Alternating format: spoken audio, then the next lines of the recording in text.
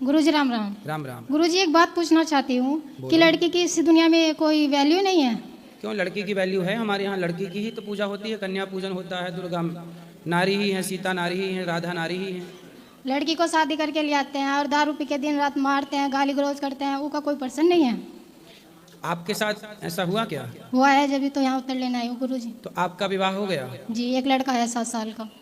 तो आपके पति आपके साथ नहीं रहते? रहते हैं, मगर मैं मुझे मारते हैं, पीटते हैं। जब मैं यहाँ तक के अकेली आई हूँ। तो पति को ले आती तो पति को समझा देती। वो कितने भी नहाए, कुछ भी नहीं करे, कमाता है तो दारू पीता है, कुछ नहीं करता। कमाता है तो दारू पी जाता है? हाँ, सब समझा लिए, धाक लिए। क्या कमाता है, कितना कमा लेता है? कुछ 200-300 जितनी भी कमाता है तो कहते हैं कमा ले, तो वो ही दारू में उड़ा देता है।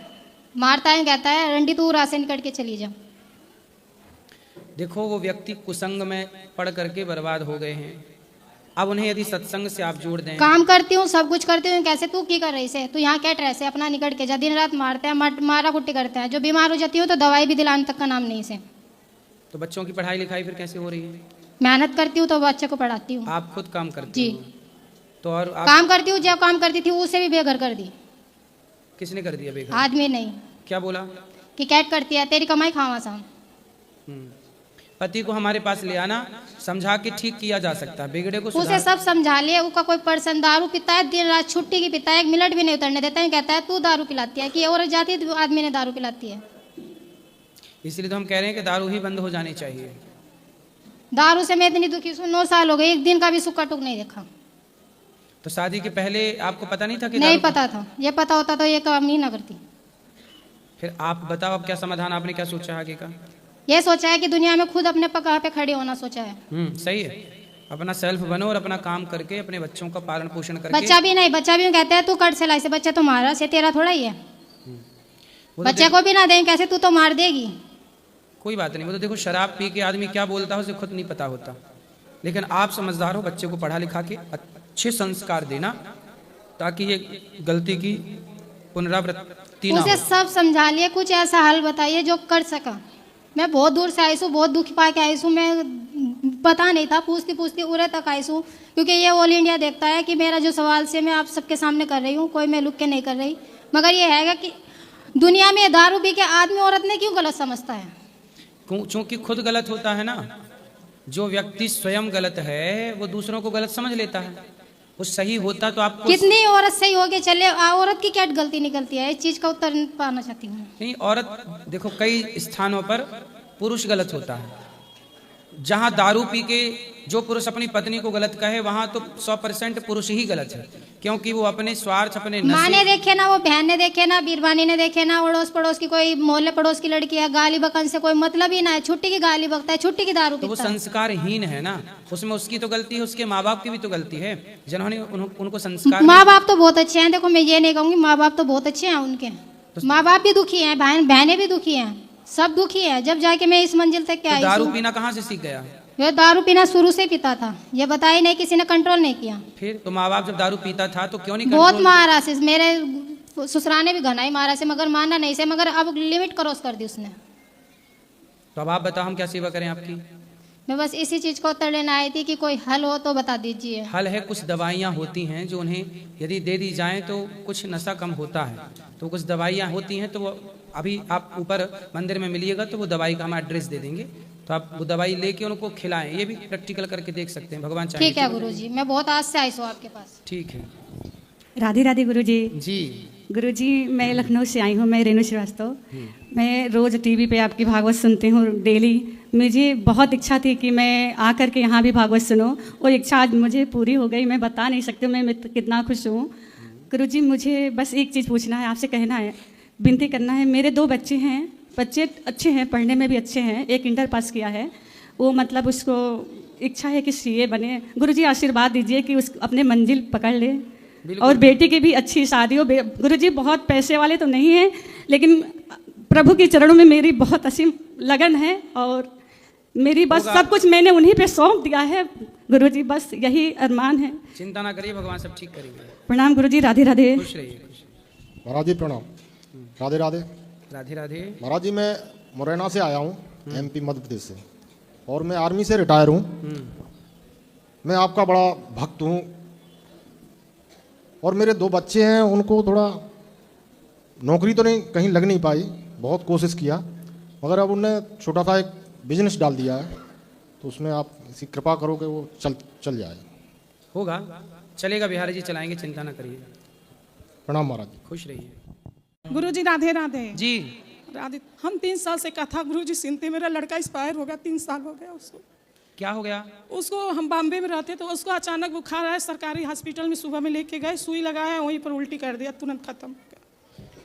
उसको तब से हमको इतना, आपका कथा तो देखते हैं, शरीर में चैन नहीं रहती कभी। कितने बेटे हैं आपके? हमारे एक यही लड़का है। अब एक लड़का है? यही लड़का, एक वो 12 आज 16 साल वो का जो हो गया वो बड़ा था छोटा था? बड़ा था, बहुत कष्ट होता है पापा, उसी के वजह से तबीयत मेरा बराबर नहीं रहता है। अभी तो हम चले हैं तो दवा लेकर के चले हैं, खाटू श्याम दर्शन किए हैं, हम कहे अनिरुद्धाचार्य बाबा से मिल के तभी हम घर जाएंगे, कुछ हो या जाए घर पे। यही है, भाई भी, इनका भाई भी पूरा संपत्ति हड़प लिया, सूरत में रहते हैं, बॉम्बे त्याग तो दिया। आपके भाई ने आपकी संपत्ति हड़प ली? इनके भाई ने, हमारे हस्बैंड के भाई ने पूरा संपत्ति हड़प लिया। हमारा लड़का भी एक्सपायर हो गया। हम बॉम्बे में पहले रहते थे, बॉम्बे त्याग दिया, हमने कहा ना, हम नहीं रहेंगे, सूरत में हमने आके भाड़े से रहते हैं, हस्बैंड वही काम करते हैं, घर द्वार सब भाई बड़े नहीं। देखो मैं आपको एक बात बताऊं कि देखो एक बेटा गया ना, हाँ। पर एक बेटा है आपके पास। हाँ, ये न पढ़ता है लिखता है, ये भी उल्टा सीधा जवाब देता है। वो संस्कार दो। अब आप एक बेटा जो चला गया उसकी याद में उसके लिए आंसू बहा रही हो, तब तक ये बिगड़ जाएगा। अब उसे भूल जाओ और जो बचा है उससे बेहतर इंसान बनाओ, संस्कार दो। भूलते हैं, दिमाग पर नाश्ता। तो वो निकल गया, ये भी संस्कारहीन होके चला जाएगा, फिर यहाँ से निकल जाएगा बच्चा। इसको भी तो समझाते हैं, इसीलिए तो हम गांव छोड़ दिए कि बाहर में रहेगा, छोड़ने से कुछ ना होगा। गांव छोड़ दिया, वहां चले गए, वहां छोड़ दिया। देखो बुराई कुसंग कहाँ नहीं है, छोड़ के कहाँ जाओगे? इस धरती पर वो कौन सी जगह है जहाँ कुसंग नहीं है, नशा नहीं है, गलत लोग नहीं है? भाई आप कहीं भागो मत, अपने बच्चों को बढ़िया संस्कार घर पे ही। बाबा कितना हमने पाप किया था कि इतना बड़ा मेरा लड़का, हमको ये कितना पाप नहीं होता मैया, पाप कोई रहा होगा वो अलग विषय है, पर मैं केवल इतना जानता हूँ। आपके लिए वो रोता था, वहाँ पे आया था, कहा कि हमको मम्मी मिला दीजिए। हम कहे बेटा इस समय हमारे पास पैसा नहीं, हम कैसे बाबा से आपको मिला? नहीं, मिलने के लिए अभी आप हमसे मिल रहे हैं, कोई पैसा थोड़ी लग रहा है? नहीं, जैसे हमको आने में बॉम्बे से आए थे इंदौर घूमने के लिए, इंदौर से घूम करके हम लोग गांव गए, 1 हफ्ता बाद एक्सपायर हो गया, कह रहा था हमको मिला। हम कहें ठीक है बेटा, हम मिला। अब देखो, अब जो बीत गया उसे आप ठीक कर सकती हो नहीं ना, इसलिए उस बात को, उस वाक्य को भूल जाना ही समझदारी है। आपका वह बेटा इतनी ही आयु लेके आया था, अपना कार्य पूरा करके चला गया। ओके, दूसरे से आ रहे थे वृंदावन, अरे लड्डू गोपाल को मंगाया था, उसका पूजा भी करता था, वही नहीं हम करने से। वो कोई धर्मात्मा था, कोई संत था, इतने टाइम के लिए आया, अपना कार्य पूरा करके चला गया।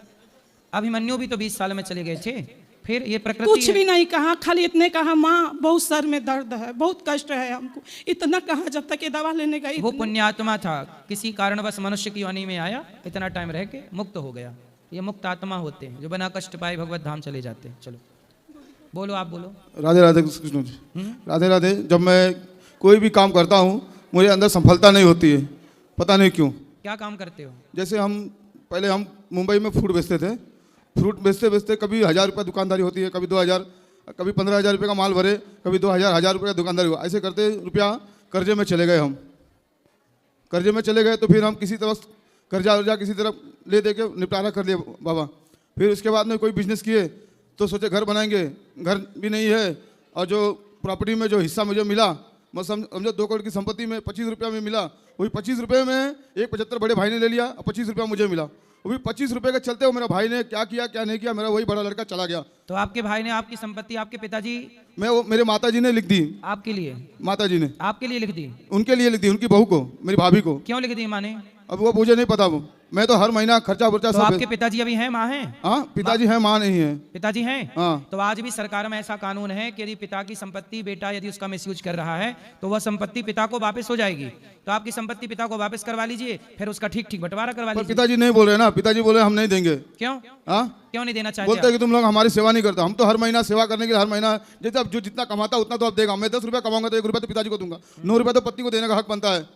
अब उनको चाहिए 10 का 10, तो मेरा पिता, मेरा भाई क्या है 10 का 10 भी देता था, पर कैसे देता वो उनको मालूम, पर उनको काम भी करता सब कुछ। पर मेरे कहने का मतलब ये है कि बाबा जब आदमी जितना कमाएगा उतना ही हिसाब से अपना तो आपका विवाह होने के कितने दिन बाद आप घर छोड़ के आ गए थे? जैसे मेरी विवाह 2010 में हुआ है, 10 फरवरी को 2010 में शादी हुई है, और उसी 9 नवंबर में धनतेरस के दिन यही बड़ा लड़का पैदा हुआ है। लड़का पैदा हो गया, हाँ बड़ा लड़का पैदा हुआ, यही जो धनतेरस के दिन पैदा हुआ, जो एक्सपायर हुआ है। मतलब साल भर के अंदर? हाँ साल भर के अंदर वो लड़का, बड़ा लड़का पैदा हुआ। ठीक है। तो हमको मिलने के लिए भी, जब लड़का पैदा हुआ, लड़का 1 साल का हो गया, तब हमको मिलने को दिया गया बाबा। किसको मिलने दिया गया? हमारे लड़के को देखने के लिए, ससुराल मायके में पैदा हुआ है। तो मायके वालों ने नहीं दिखाया? नहीं मायके वाले नहीं, ससुराल वाले, यानी कि हमारे माँ पिताजी हमको जाने नहीं दिए। मायके वाले तो बहुत अच्छे हैं। कहाँ नहीं जाने दिया? घर। क्यों, आपको घर से कोई पकड़ के रोक लेगा? बोलते तुम क्यों जाओगे, हम जाएंगे। हम कहे हमारा लड़का, हमारे जब भाभी को लड़का बच्चा पैदा हुआ तो भाई हमको दुकान पे खड़ा करके, और वो बिना बताए बोला वॉशरूम जा रहा हूँ, वॉशरूम के बहाने पहुंच गया। ऊपर से फोन करता, बोलता कि आप चाचा बन गए। मैं बोला चलो तो गया आप कहाँ पे? ऐसा है, देखो घर की बातें हैं ये, क्या सही है क्या गलत ईश्वर जाने, लेकिन आपको अधिकार मिलना चाहिए। हम सबको कहते हैं कि यदि आपके 2 बेटे हैं, 3 बेटे हैं, सारे बच्चों को बराबर बराबर अधिकार मिलना चाहिए। ये बात सही है कि जो माँ बाप की सेवा करता है उसे थोड़ा ज़्यादा मिलना चाहिए। इसलिए माँ बाप की सेवा करना, कहते हैं ना जो करेगा सेवा पाएगा मेवा, नहीं करेगा सेवा तो क्या पाएगा मेवा। तो सेवा करिए आप भी अपने माँ बाप की, और जो है अब बहुत है उसे ठीक ठीक ठीक है आगे बाबा। अगर बढ़ाइए। ये बताइए बाबा, खाली एक प्रश्न और, जैसे अभी घर मेरे पास नहीं है रहने के लिए। हम कम से कम 2010 में शादी हुई है, 2012-13 में हमको घर से निकाल दिया गया। अभी तक हम बहुत मेहनत किए, इतना मेहनत किया, अभी तो उम्र हमारी ढलते जा रही है। जो भी है अभी हमारे पास खाली जमीन है, जो पैसा हमको माता पिता जो भी हमको दिया प्रसाद हम तो ले लिए, पर अभी हम प्रयास कर रहे हैं घर बनाने की। अभी तो हमारे घर तो नहीं जो बन पा जमीन रहे। है उसमें धीरे धीरे बना लेना घर, धीरे धीरे बन जाएगा। प्रयास करो भगवान और ये आशीर्वाद दीजिए कि राधे राधे, कि हमारा घर संपत्ति हमारे जल्द से जल्द बन जाए, क्योंकि भाड़ा बहुत भर रहे हैं बाबा। बन जाएगा, चिंता ना करिए। ठीक है बाबा, धन्यवाद बाबा। खुश रहिए। हाँ हरे कृष्णा हरे गुरुजी। कृष्णा, आ जाओ आ जाओ। तो मैं तो अच्छा हिंदी बोल सकते नहीं है, लेकिन मैं चेष्टा करूँगा। कहाँ से हैं आप? तो अमेरिका से आया। अमेरिका? हाँ जी। आप अमेरिकन हैं? हाँ। आपका जन्म अमेरिका में हुआ? हाँ जी। आपको हिंदी आती है? थोड़ा सा। वाह, आपको हिंदी आती है, बहुत सुंदर। तो मेरा प्रश्न रहता है जी। ये तो वृंदावन तो बहुत जाम होगा और भीड़ होगा। हाँ। तो हम तो ब्रजवास, मतलब तो ब्रजरास कैसे? तो आप अमेरिका लगा के रहे? हैं, आप ब्रजवास क्यों करना चाहते हैं? क्यों भगवान से प्रीति? आप किन की पूजा करते हैं? हम तो कृष्ण भक्त है कृष्ण के? जन्म से। तो मेरा माँ और बाबा तो हिंदू, तो कन्वर्जन हो गया, इसलिए तो जन्म से तो मैं हिंदू होगा। तो आप जन्म से हिंदू हो गए? हाँ जी। तो आप कृष्ण की पूजा करते हैं? हाँ जी। तो कृष्ण के बारे में क्या क्या जानते हैं? वो भगवान, तो मैं तो दास हूँ, ये सब चीज़। तो आपकी पढ़ाई लिखाई कहाँ हुई? वो अमेरिका में, अमेरिका UC में। बर्कली। हाँ। क्या पढ़े आप, कहाँ तक पढ़े? वो कंप्यूटर साइंस। Computer science? हाँ जी। वाह। तो अमेरिका के लोग तो अपने खुद बिंदास जिंदगी जीते हैं और खूब घूमना फिरना पसंद करते हैं। आपको घूमना फिरना, शादी ब्याह हो गई आपकी? हाँ हाँ हो गया। विवाह हो गया? हाँ, शादी हो गया। तो हाँ। विवाह कहाँ, यहाँ किया कि वहीं किया अमेरिका? यहाँ है तो यहाँ की लड़की से कि अमेरिकन की लड़की से? वो का कहाँ की? बेलारूस। अच्छा, बेलारूस वो तो ईस्टर्न यूरोपियन। बेंगलुरु। तो वहाँ की लड़की से विवाह किया? हाँ। तो अब वो भी कृष्ण की भक्त है? हाँ जी। आप भी भक्त? बच्चे हैं आपके? नहीं नहीं अभी नहीं होगा। अच्छा, तो अब बताइए मेरे से क्या पूछना चाहते हैं? तो ये ब्रजरास मतलब वही वृंदावन हम तो में है। हाँ। तो ब्रज का रास और यार ब्रज का तत्व तो कैसे समझेगा? ब्रज का तत्व कैसे समझें? हाँ जी। देखिए, ब्रज का तत्व समझने के लिए आपको भगवान के चरणों में शरणागति करनी होगी, समर्पण। जब तक शरणागति नहीं होती, भगवान गीता में क्या कहते हैं? सर्वधर्मान परित्यज्य माम एकम शरणम ब्रज अहम त्वा सर्व पापेभ्यो मोक्षयिष्यामि मा शुचा। जब तू मेरी शरण में आएगा तो मैं तुझे निष्पाप कर दूंगा। निष्पाप मतलब पाप से मुक्त कर दूंगा, भगवान कृष्ण कहते हैं। तो जब आप भगवान की शरण में आएंगे और जब यहाँ धाम में रहेंगे कुछ समय, धाम में यहाँ ब्रजमंडल में रहोगे, तब धीरे धीरे यहाँ की लता पता को, यमुना जी को, यहाँ के बंदर को, पक्षी को, पशु को, यहाँ के लोगों को तब धीरे धीरे समझ पाओगे जब भगवान की कृपा होगी। सोई जाने जे देव जनाई जानत तुम्हें हुई जाई। जब तक भगवान की कृपा ना हो तो भगवान की कृपा के बिना भगवान को जाना नहीं जा सकता। ये बहुत अच्छी बात है। देखो, अमेरिका से अमेरिकन व्यक्ति प्रभावित होकर भगवान कृष्ण की शरण में है, कितनी गौरव की बात है। धन्यवाद। ये सनातन संस्कृति कितनी श्रेष्ठ है। एक मिनट बेटा, क्या तुम्हें जल्दी पड़ी है? बैठो और बताइए कैसा लगा आपको वृंदावन? बहुत अच्छा लग रहा है। कब से हैं भारत में? ओ बहुत दिन 10 साल ज़्यादा होगा। 10 साल हो गए। हाँ। तो अब अमेरिका नहीं जाते? जाते हैं। तो अमेरिका में कौन कौन है आपका परिवार में? और फ्लोरिडा? नहीं, माता पिता कौन अभी हैं? माँ बाप? नहीं वो तो मदर फादर? नहीं। कोई भाई बहन सिस्टर हाँ, ब्रदर? वो सब है। चार भाई। हाँ। तो भाई लोगों से बातचीत होती है? हाँ। तो आपके भाई भी ऐसे ही कृष्ण भक्त हैं आपकी तरह? हाँ जी। अच्छा, तो वो अमेरिका रहते हैं? हाँ। वो क्या करते हैं? वो सब अलग काम करते हैं? हाँ, एक फार्मर, एक वो कंस्ट्रक्शन वर्कर, ये सब।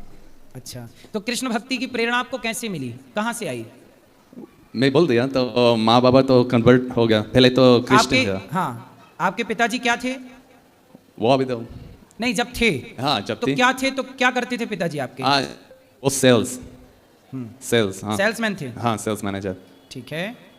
और आपकी माँ? माँ तो हाउसवाइफ। हाउसवाइफ थी।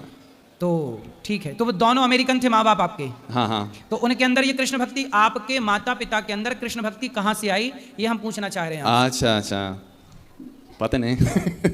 ठीक, वो क्योंकि माँ बाप के संस्कार तो आप में आ गए, हाँ। माँ बाप की भक्ति आप में आ गई, हाँ, हाँ, लेकिन अवश्य। माँ बाप में कृष्ण की भक्ति कहाँ से आई? उनको सत्संग उनको मिला होगा। हाँ, और क्या, है ना? हाँ जी। देखो, भगवान का सत्संग यदि किसी को भी मिल जाए तो सनातन की महिमा ऐसी है कि जो सनातन के सत्संग को कर लेगा, सनातन को जानने का प्रयास कर लेगा, वो सनातनी हो जाएगा। बहुत, अब आप हिंदू हो गए हैं। हाँ हाँ। सुंदर। ठीक है, धन्यवाद। खुश रहिए, खुश रहिए।